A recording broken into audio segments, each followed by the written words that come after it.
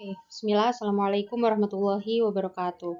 Perkenalkan, di sini saya Fatia Khairu Izati dengan NIM 222111342 dari HES kelas 7D.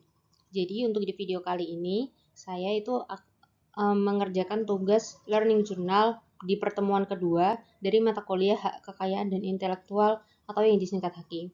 Jadi untuk pertemuan kedua itu, tema yang dibahas adalah HAKI di Indonesia dan ruang lingkupnya. Memasuki tema yang pertama, yaitu HAKI di Indonesia di masa kolonial Belanda. Jadi, awalnya sistem HAKI itu masuk sejak masa kolonial Belanda. Beberapa aturan penting lahir pada saat itu, seperti UU Merek tahun 1885, UU Paten tahun 1910, dan UU Hak Cipta tahun 1912. Bahkan, Hindia Belanda itu juga ikut serta dalam perjanjian internasional seperti Paris Convention dan Berne Convention. Nah, setelah Indonesia merdeka tahun 1945, aturan kolonial itu masih tetap berlaku selama tidak bertentangan dengan UUD 1945. Perkembangan penting muncul dengan lahirnya Undang-Undang Merek tahun 1961 yang kemudian ditetapkan sebagai Hari Hak Kekayaan Intelektual Nasional.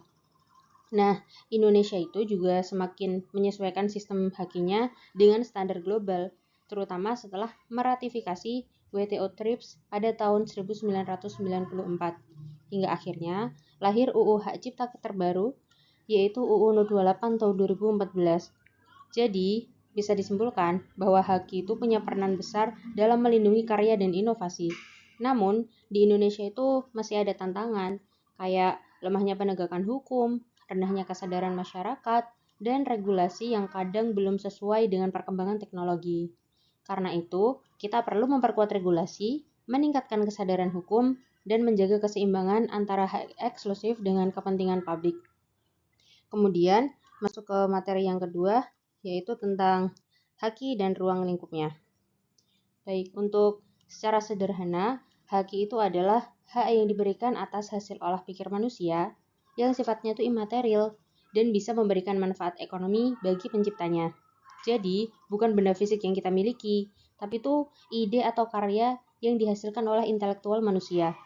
Dalam konteks perlindungan, Indonesia itu masih menghadapi beberapa tantangan, kayak kesadaran masyarakat tentang pentingnya hak itu masih rendah. Terus penegakan hukumnya juga belum maksimal. Ditambah ada keterbatasan sumber daya dan munculnya tantangan baru dari perkembangan teknologi.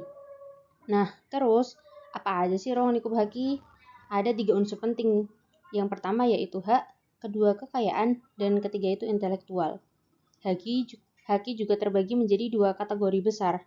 Ada hak cipta yang melindungi karya seni, sastra, dan ilmu pengetahuan, serta hak kekayaan industri yang mencakup paten, merek, desain industri, rahasia dagang, tata letak sirkuit terpadu, dan varietas tanaman.